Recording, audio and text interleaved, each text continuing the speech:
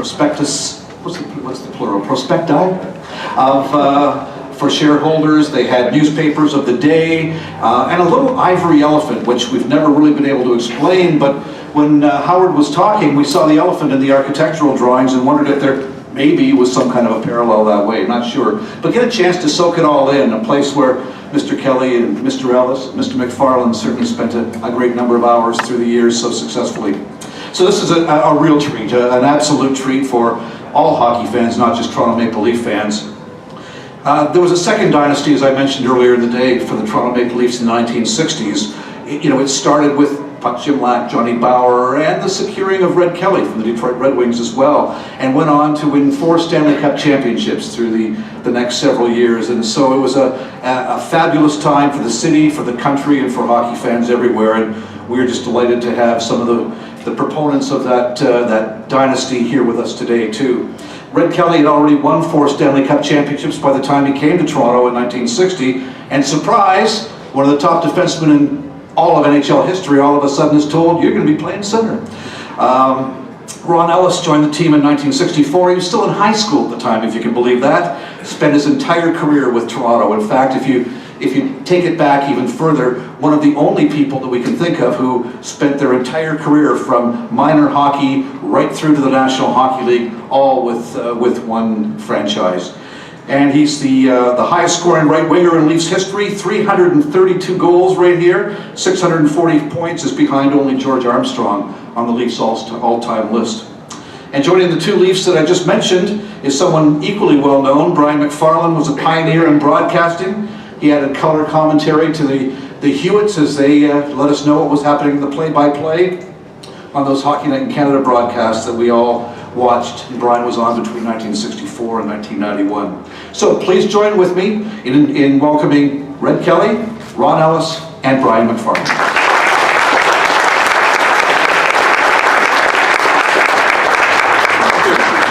Thank you very much, ladies and gentlemen. Kevin, you do a great job. It's nice to see you again. Ken Reed over there, a bright young broadcaster coming along in this area. And I thought Todd Deneau delivered a wonderful presentation about Gretzky and the record prior to lunch today. I'm dressed for the occasion. As you can see, I can still fit into this thing. That's the only reason I wear it. And things were a little testy at home this morning. I'm losing my hearing, as some of you know, and my wife said, "I'm proud of you, dear," and I said, "I'm tired of you too." But she always gets the last word. I can remember years ago I talked about certain things, but on our honeymoon, for example, I said, "You're awfully quiet when we make love." She said, "I wanted to moan, but I didn't have time." I'm not here to tell jokes. I'm here to say how pleased I am to be with Red and Ron. Boy, we go back a long way. I can remember interviewing Ron on CFTO when he was in Marlborough, and he had a little bit of a speech impediment, and I said, that guy's awfully brave to come on television and talk, because he soon overcame that, and he's a remarkable person, as is Red Kelly. In fact, when I first did hockey, it wasn't on Hockey Night in Canada, it was on CBS. They wanted a guy who could skate back in 1960. And I worked with Fred Cusick, the voice of the Bruins, and I had to put my skates on with about 3 minutes to go and come down from the broadcast booth, throw my skates on, get out there, and my first guest was Gordie Howe. Well, I had all my questions prepared on a little slip of paper. Don't get nervous. I go on the ice, and a redheaded guy came out of the room and came across the ice, and I said, I thought I was going to interview Gordie Howe. Red came over and he said, Gordie was hurt in the first period. I volunteered to be on. I didn't have any questions for Red. I don't think I'd ever met Red Kelly. But we got through it, I don't know how, and he was so gracious over the years, we become good friends. I don't want to do all the talking. This is their moment, and they don't have too long. So let's start with you, Red. 8 Stanley Cups, the only non-Canadian to have 8 Stanley Cups. Member of Parliament, your dog, your son pooping in the Stanley Cup. That's a great story. Or maybe it was something else. But how about you chipping in here now and tell the folks what they think you should be saying to them? Well, it's just great to be here. Can you hold the mic a little closer, Red? Great to be here with you all, and it's the old gardens with the ice moved up a little higher. Of course, the gray seats are a little closer to the ice, and I used to stand behind the Blues when I was at St. Mike watching the Maple Leafs play, and I remember the last game that we won. We won the Stanley Cup in '67, and I was playing on a line with Mr. Ellis here on one side and Larry Jeffries on the other side. And Larry Jeffries broke his leg with about 6 games to go, I guess it was, and Brian Conacher came in and took his place. And we're playing the Canadians. We got to win the game. If we win the game, we win the Stanley Cup. And the play that scores the big goal, puck was just at the blue line, our blue line, and busted out to center ice. And I saw it, and I busted.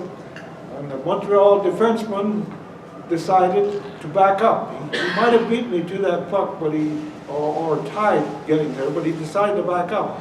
And as I look over, I see my winger coming, Ronnie Ellis, barreling down that outside, and I figured, well, I'll pull that defenseman over and I'll get the puck across to Ron, and Ron can get a good chance on the goal. Well, the defenseman fooled me. He stayed over with Ron. He didn't come over. And Gump Worsley was in net, and he came out. And the only thing that I thought, I just want you to know what goes on in your head when you're racing down the ice. You know, you don't have much time. You don't want anybody catching you from behind. And so I thought, I'm going to get the shot on the net, but I'm not going to put it up where the guy Gump can catch it and no more play. I said, so I shot it as hard as I could right along the ice. Worsley made the save. It hit his stick, went right over, and who gets the puck but Ron, and he fires it into the net. Open it. That was a big goal. That put us ahead of the Canadians, and we hung on to beat them 3-1 in overtime when Chief scored the winning the extra goal in the open net when they pulled their goaltender, and Stanley took the draw. He won the draw, and it came back to me, and I flipped it over a Canadian who was rushing at me over his stick to Pulford. And Pulford took about 2 strides and put it right across to Armstrong, and the Chief, you know, straight as an arrow, he put it right into the net. And that was it. They were gone. And I just want you to know that we won 8 Stanley Cups, and those 8 Stanley Cups Montreal didn't win.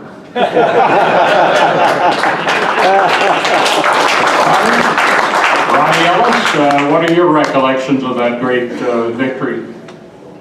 Well, testing, we okay here? Oh, I got a button somewhere? There we go.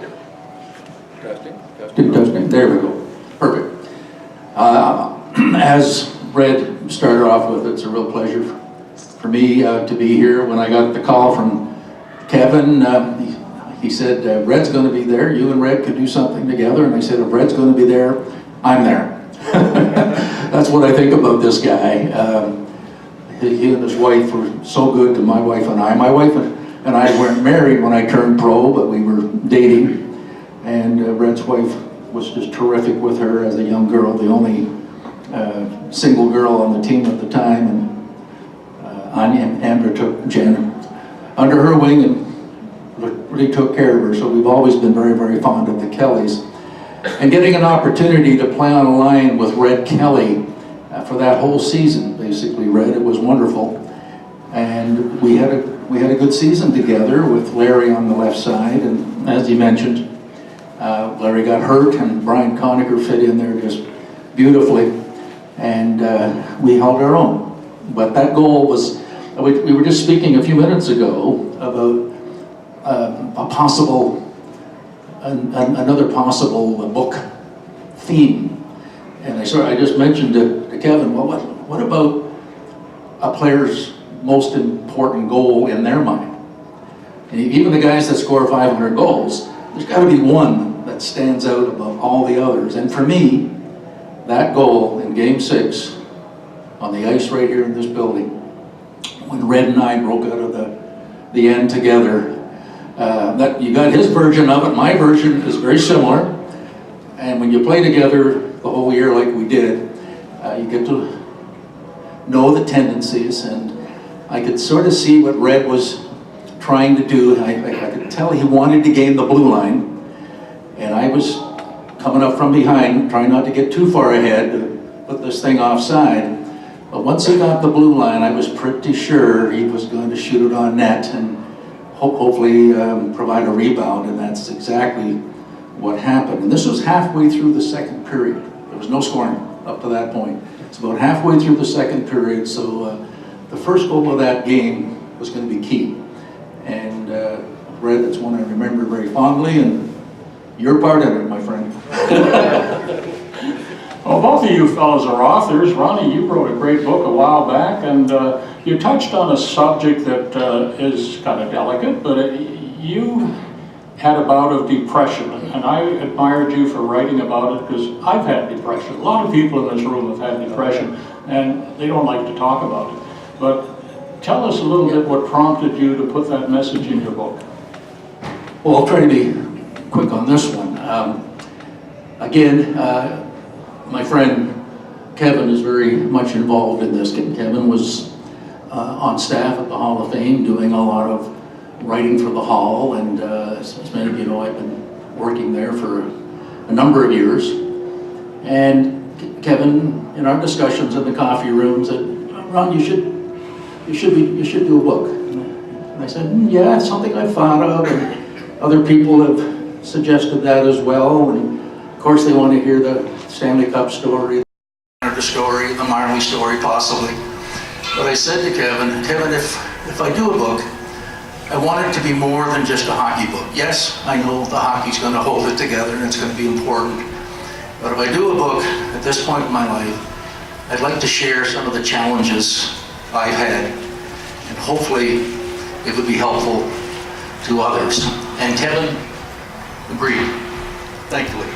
He agreed, and so we started out. And yes, Brian, depression is a major health problem in our society today, and it even goes down into folks in university and kids in public school. I still do a fair amount of work in this area, trying to get rid of the stigma, if you like. I share with a lot of corporate people, a lot of human resources people, and we're making great strides. But back then, this was 1975-ish, just came off my best season in the league, playing on a line with Darryl Sidler, Tiger Williams, and we had a pretty good coach. Kelly, his name. It was the best year of my career from a production point of view, and I remember that summer I was trying to do a bit of training. We didn't train like they do today.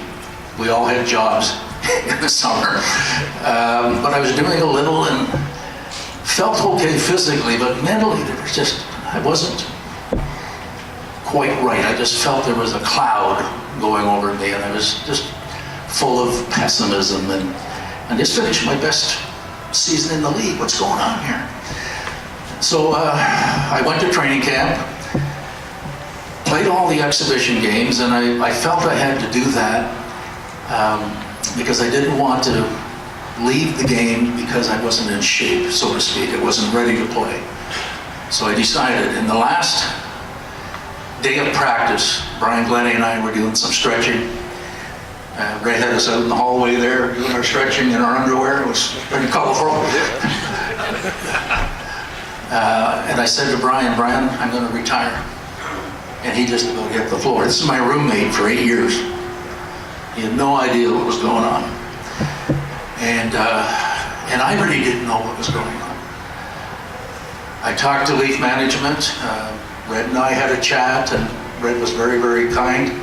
And the main thing I tried to get across to Red and Jim Gregory, I believe, was I'm a team guy. I know how important chemistry is on the team. I don't want to be a player that's in the lineup and out of the lineup. And I said, for the time being, I think it's best I step aside. And it's certainly not a judgment on the Leafs in any way. Depression with professional athletes was unknown. No one talked about it. And so that's sort of what happened, and I retired for 2 years, not really knowing that I had depression. It was years later when I made my comeback, played another 4 years, and left the game because I couldn't play it to the level I wanted to, and I wasn't playing it at the level the Leafs wanted me to. So it was time to leave. And that's when depression got hold of me in a big way.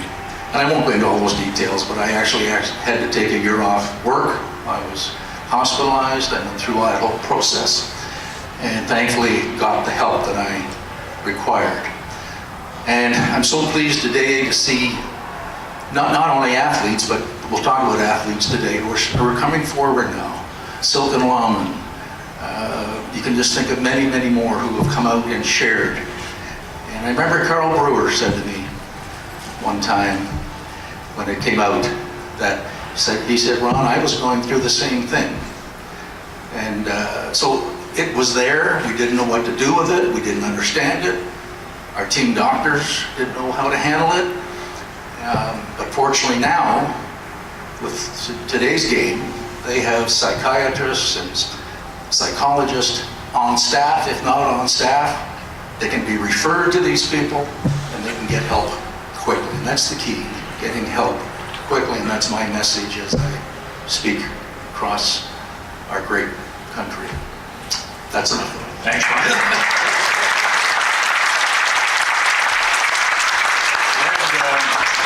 I wonder if you were a bit depressed when Jack Adams traded you to the New York Rangers. Perhaps you can touch on that and how come you didn't go to the Rangers? Well, yeah, that recalls a few memories, I guess. Jack was a tough competitor. He was a manager. He made trades and so on, and you had to expect that to happen in the professional life, that you could be traded. The reason that I decided overnight, I was told after the game playing against New York Rangers that he wanted to see me upstairs, so I went up to see him. And I'm hearing the people say as I'm going up in the Olympia Stadium, the corridor there, they're saying, you're traded, Kelly, you're gone, and all this. I didn't pay much attention to it because you get these stories back and forth all the time, and I never worried about it, and if it happens, I guess it happens. But I get upstairs, and he's sitting at his desk like Ron right here, and right behind him, Mr. Norris is standing. And now they say, okay, Kelly, we just traded you to New York for Bill Gadsby and Ed Check, and Billy McNeil is in the deal, and report to Muzz Patrick at the Leland Hotel at 8:30 in the morning. Well, I had just been married 6 months. I had eloped. I hadn't planned on getting married, and so I now have a wife to look after, and so I thought, I'll think about it. What do you mean you think about it? He puts a finger in my eye almost, and I said, I'll think about it. And I went out, and I'm not sure whether I slammed the door or not. I kind of just shoved it shut. I might have slammed it a little bit, I don't know.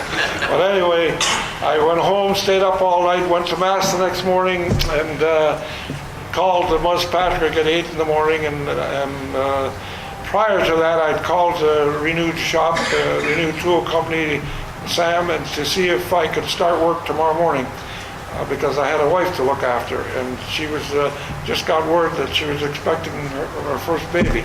So I called Muzz and I told him that I wasn't reporting, I was retiring, but I said it has nothing to do with the Rangers. They were already eliminated from the playoffs. No matter what you did going to New York, you couldn't get him into the playoffs. And the year before,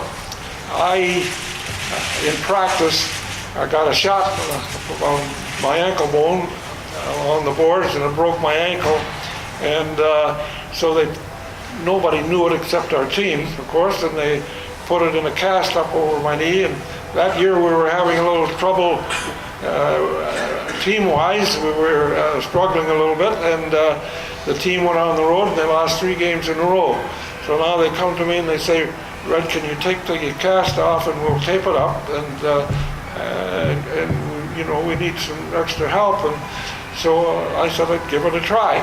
So they did that. Took the cast off, taped it up. I played in Chicago the first game, and here are the boards, you know, and here comes Bobby Hull down, you know, and my ankle is like that, not like that, like that. I can't turn that way. I can't. So I got to move over and give Hull the hole in the middle so that I can turn that way and go with him. And so I played the rest of the year with that ankle, and it bothered me all year. And they even fined us, the whole team, for not giving enough effort. And so that summer I had a cottage at Cedar Island, just outside, near Windsor there, outside of Detroit. And we had a sandy beach, and I ran all summer barefoot on that sandy beach. And then if it rained, I took a tennis ball and I ran my foot over and over that tennis ball. So now next year, I see stories in the paper that, you know, I had a bad year. You know, and I read the paper and I saw that. I thought, well, the management knows what I went through. Maybe the writers don't know, but the management knows, and so I'm not worried about that. So the next year we start, we're having a better year, and we come into Toronto to play. Trent Frank asked me for an interview at the Royal York Hotel, and I go with Trent up to the room, and I tell him, and he says, you know, Red, the team is playing better this year. I said, well, he said, how come? I said, well, I don't know, you know, sometimes you have better years, you know. He said, well, come on. He said, how about you? You seem to be playing better. Well, you know, if that happens. He said, well, come on now. He kind of got a clue that there was, I guess, that I wasn't coming out and telling them. And usually you didn't tell things to the writers. You didn't tell things because you didn't want stories going out and you were getting in trouble over saying something. So you usually just didn't say anything or very little. And so, but I thought, well, no harm now. If they knew about it, the other players, other teams, they'd be taking whack at my ankle. When it's broke, I'd be out of the game. But my ankle's fine now, so I got no problem. And so I told them the story. I said exactly as it happened. Now I go back to Detroit the next day, and Ted Lindsay's wife, Pat, called my wife and said, have you got your bags packed? This was in the morning. And I said, what do you mean? What do you mean? She said, you got your bag? Have you read the paper? No, she said. So, well, you better look. And so I went downtown at the newsstand, and there was the headlines in the Free Press by Marshall Dan, about this high. Was Red Kelly forced to play on broken foot? Question mark. I said, holy smokes. I read the story, and the story didn't say anything like the headline. And so I thought, oh, well, they read the story, they won't pay any attention to it. So I go to the game that night, and we're playing Rangers, and that's what happened. And that's why I retired. And I've had 2 calls from the president of the National Hockey League. One was after that from Clarence Campbell, who called and said, Red, I want you to think about this and think about it. He said, if you don't report, Jack Adams was, he says, you know what he's like, and he said, I'm holding him down, but he said, he wants to suspend you from hockey for life, from refereeing, for coaching, playing, being a stick boy or anything to do with hockey, you'll be out of it.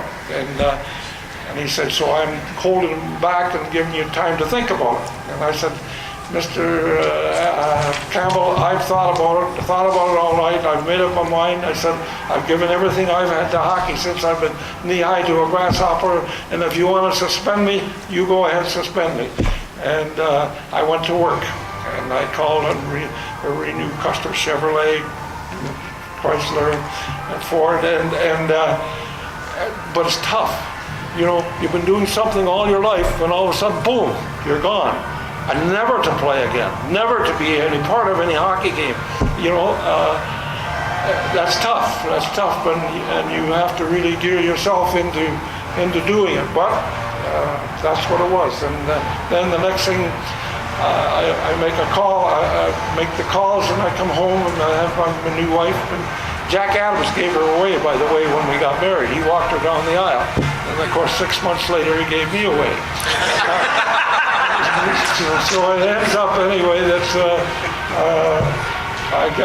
Andrew gets a call from King Clancy, who's going into Boston with Punch Imlach, and he said they thought maybe you'd like to play in Toronto because you have a farm up in Canada, and we thought maybe you'd consider playing in Toronto.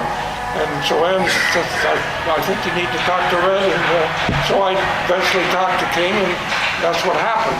And King said, well, I said, King, I gotta, if we're gonna make a contract, I gotta talk to you in person. I gotta, you know, and so he said, great, we'll pay your way, you come into Toronto and we'll have the meeting. And so I went in disguise out of Windsor with a Homburg hat and a bumper suit and a different name, Pat Kelly, and so nobody would know me, and they picked me up and down here to the gardens at Wood Street, and then I'm up with Punch, and we discussed all those things, and then it ends up we go to the dinner time, and we haven't finished talking, and then we go down to eat downtown on King Street. I forget the name of the restaurant there, but they're playing Canadians the next night. And we were going to continue to talk down there, except the tables were all right like this. And here are all the Montreal Canadiens there. Rocket Richard and the Rocket said, Reverend Rouge, what are you doing here? You know? And so we had to come back here and talk, and we talked till midnight, and then we agreed. And when we agreed, Punch said, I'm thinking about moving you up to center. What do you think? I said, that's great, no problem. I said, I haven't been on skates for about 10 days, and I said, if I make a mistake, there'll be a defenseman behind me to cover up for me. And he said, okay, he said, if we're going to win the Stanley Cup, he says, we're going to have to go through Montreal. And he says, we're going to have to beat Montreal. I need somebody to check Belleville. So he said, that's where I'm going to play against Belleville. And I said, great, no problem. I said, when he's got the puck, I'll check him. I said, but when we got the puck, he can worry about checking us. And so that's how we left. And that's the story, you know, the old days. And I'm glad it happened. I'm glad he came to Toronto and won another 4 cups. He had Me too. He had a Hockey Hall of Fame career in Detroit before he even came to Toronto. It's just been a pleasure playing with you and getting to know your family as well. Well, thank you, Ron. It was a pleasure. You had the legs, you know. I was the old guy, and you were the young guy. So, Ronnie, you mentioned the Hockey Hall of Fame. You've been an integral part of that wonderful institution for many years now. Do you have heroes? I mean, you meet all these great former players and builders and owners. Have you got a couple of people that really stand out in your memory? Well, they're all the guys that have been inducted into the Hall of Fame. They're there for very good reasons because of successful careers. I was hoping maybe one day I might even get some consideration, Brian. You certainly deserve it, don't you? Well, no, honestly, Brian. Dennis Hall said, my friend Dennis Hall says the only way Ellis could get into the Hall of Fame was to get a job there. But it's been a treat. 20 years. I can't believe when those 20 years have gone. I'm on contract with them now just to stay involved, but for 20 years I was full-time. And yeah, to have Gretzky come through and Lemieux, and you just go down the list, it was pretty nice. And but one guy that, I don't know why I'm mentioning this, it just comes to mind. I think it might be because he's being inducted into the Canada Sports Hall of Fame on November 1st, Brian McFarlane. He's a heck of a guy. He's a down-to-earth guy, just a good man.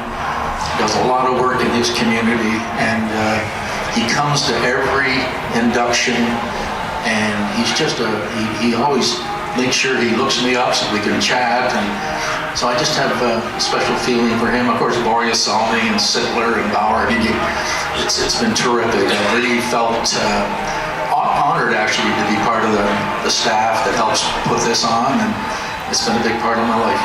Okay, I want to ask you about Bob Pulford, your teammate with the Leafs. He supports Alan Eagleson still.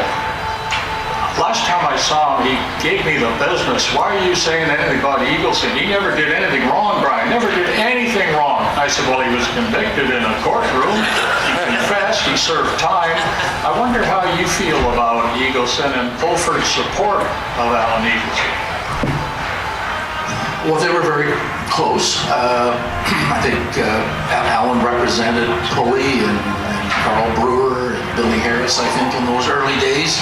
And that's fine. You develop a relationship, and I think their families became close. So I'm not going to judge Bobby at all. But my own feeling on Alan.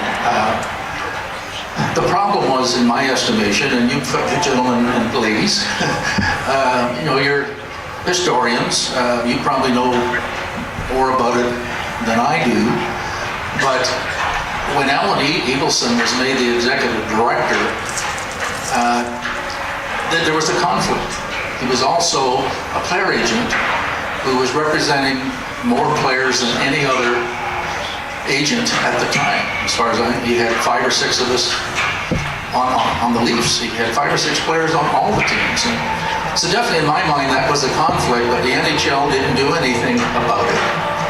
And Al just took advantage of the power that he was somehow given, and he did whatever he could. My feeling on Alan, other people had tried very hard to get an association started. He got it started. I don't know what went on behind closed doors and all those things, but he was successful. And then, of course, that leads up to Team Canada 72. I felt Alan played a big role in that success of that team because of his strength and his negotiation skills, I guess, if you like. And when the agreement was made, Alan made sure the Russians stuck to the agreement, even though they tried many, many times to change the rules as we went along. But he was strong enough so from that point of view, I thought he did a great job. And it was after 72 when his power was at its peak that I think things started to go wrong. But up to 72, I thought Alan was just a really strong hockey person and did some good things. Okay, what was a bigger thrill for you, Stanley Cup win or Team Canada? Very quickly, because I know Red might want to jump in. That's all right. Jump in on my other question. Stanley Cup, of course, was something you dream about. First thing you want to do is make the NHL, and then as soon as you are there and you can prove you can be there for longer than a cup of coffee, your next dream is a Stanley Cup. But I was the young guy on the team, and I just followed guys like Red, the veterans who had already won 3 cups, and I just watched them and followed them and took their direction. And it still was a wonderful experience. But Team 72, I was a little older, a little mature, and I think I had a little more of an impact on the outcome. So Team 72 would stand it. Red, you told me once Eddie Shack showed up at your house pleading for forgiveness. He'd stolen a goal from you. Can you relate that story to the group? Well, yeah, that was, I was coaching him in Pittsburgh, and it was about 11 o'clock at night, between 11 and 12, and I was home, and my wife was up at the Monroeville Mall teaching some skating, and she just hadn't got home yet. There was a knock at the door. I went to the door and opened it up, and here was Eddie with Fufu, his little dog on a chain, and a security guy. And the security guy has got Eddie by the arm, and he's saying, Red, Eddie wants to talk to you. He says he needs to talk to you. So, well, I said, well, come on in. And he said, no. He said, I'm going to leave him in your hands. And he let him come in, and he took off. So Eddie comes in, and we sat down. He sat in the chair over there, and I sat in the chair over here. There was a footstool in front of me there. Eddie said he had something that he had to confess to me. He said, it's been on my mind, it's been bothering me, and he said, we played together on a line, Pulford and Shack and I, for 1 year there, and so Eddie said, you remember, you shot the puck from the blue line, and he said, it went into the net, he said, and I put my stick up, and he said, they gave me the goal. He said, well, I never came within a foot of the puck. I never touched it, he said. But he said, I figured I need the goal more than you. And he said, I had a bonus if I got so many goals. And so I said, that's over and past. Forget it now. Those days are gone, and whatever happened then is gone. I said, we're just worried about today. What's the story about your son, the way you celebrated one Stanley Cup victory with the cup at your home? Yeah, well, Con was born in the end of January. He's a big guy now. And anyway, it was when I was in Parliament, and we won the cup here, and I guess I had my leg frozen or something for that game, and when the game was over, the stuffing came out, and I passed out in the shower, and they took me to the hospital, and but I was a member of Parliament and in Ottawa, so I came home on crutches, and I told them the next morning, and I told Andrew, I've got to get to Ottawa for 2 o'clock, we're a minority government, and I've got to be there. If I wasn't there in Ottawa, it would have been papers all across the country. So I had to make dang sure I was there. And so I went to Ottawa, and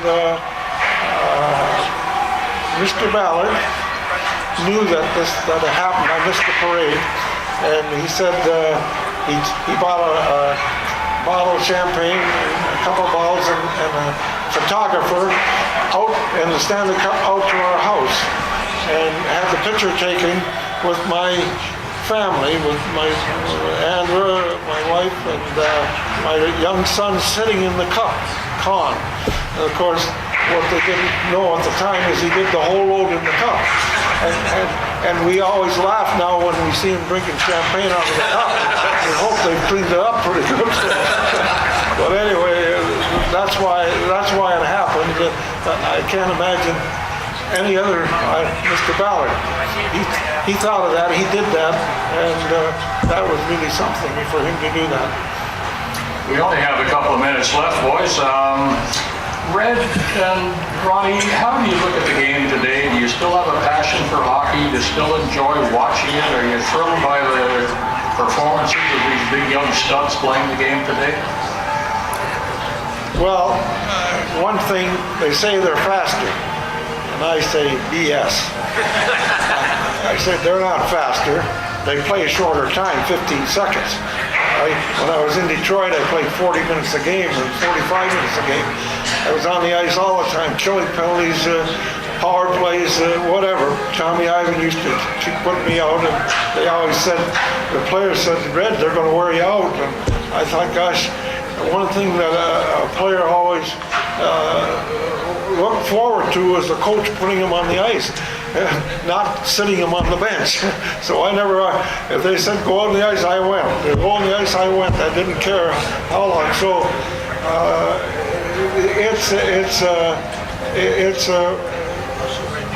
they're not faster. We were timed at 30 miles an hour by Lloyd Percival with a stopwatch. Blue line to blue line. Stop and go. Backwards and forward. He checks us in every department you can think of. And I say, okay, they got 5 guys in the corner now.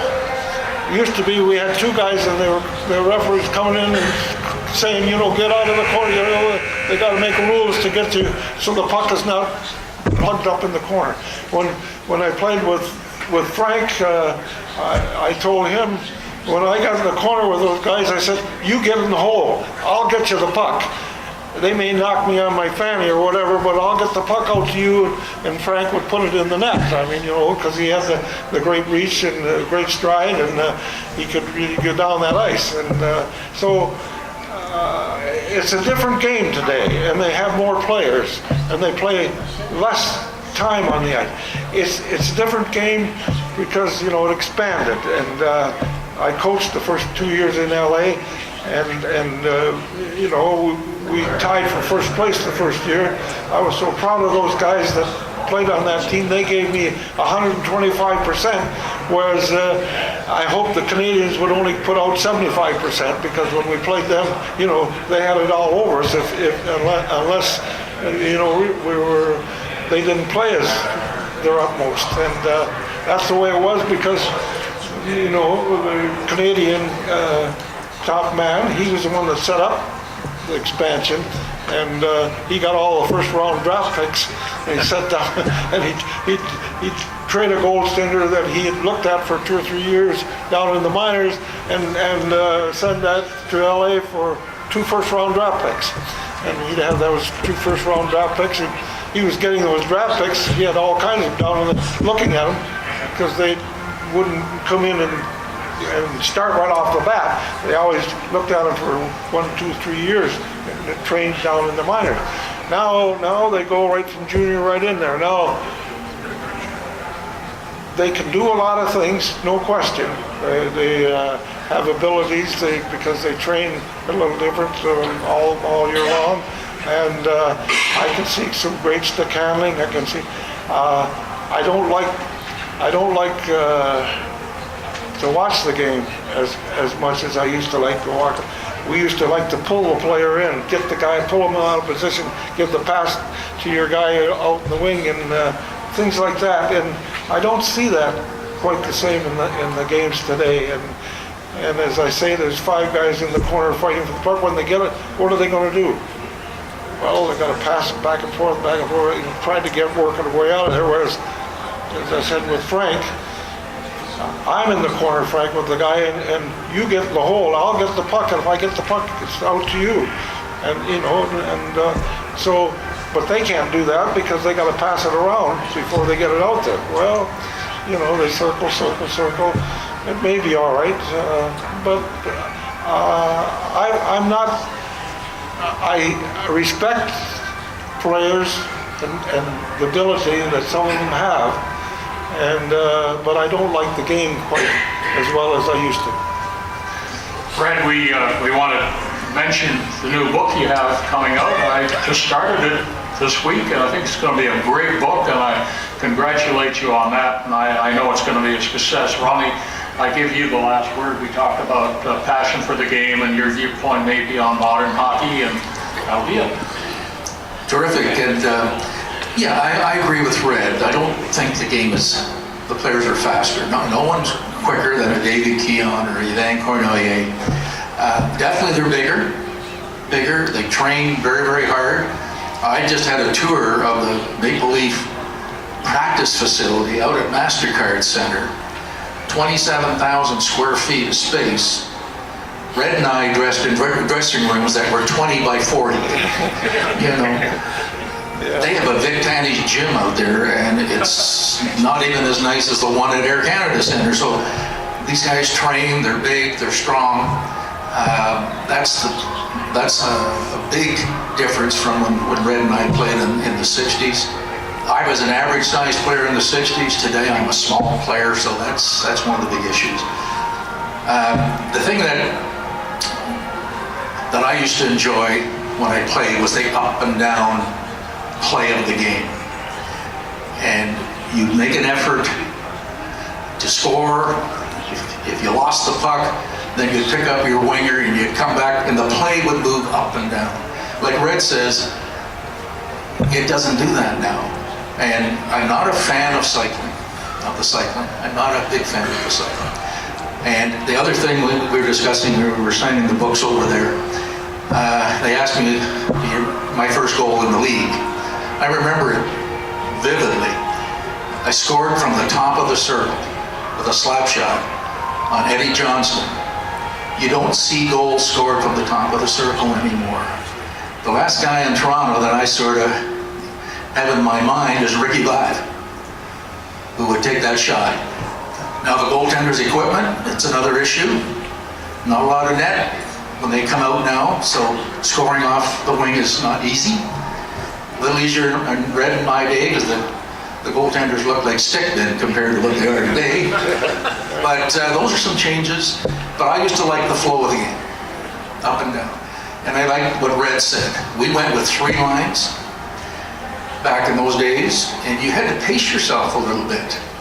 You couldn't go hell-bent for leather like they do today on the 30-minute shifts they had with 4 lines. They rotate 4 lines. We had 3. And what you would try to do, you would pace yourself and you'd look for an opportunity to break and get away from your check. And if you got a step on that check, then I'm going to yell at Red that I'm open. You know. So to me, those are the changes. I still love the game as a game, and I love the skill level of some of these young kids today, that McDavid and even Matthews, big boy with great hands. The skill level is unbelievable. Some of these, that's Kane kid, unbelievable skill level, and they can all shoot the puck, they can all handle the puck. So it's still a wonderful game, but it has changed.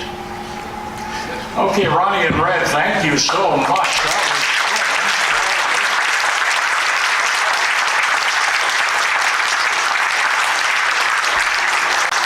Two great players and 2 great friends of hockey, and thanks again for giving up part of your time today to join us here at Sir. Ronnie Ellis and Red Kelly. Thank you.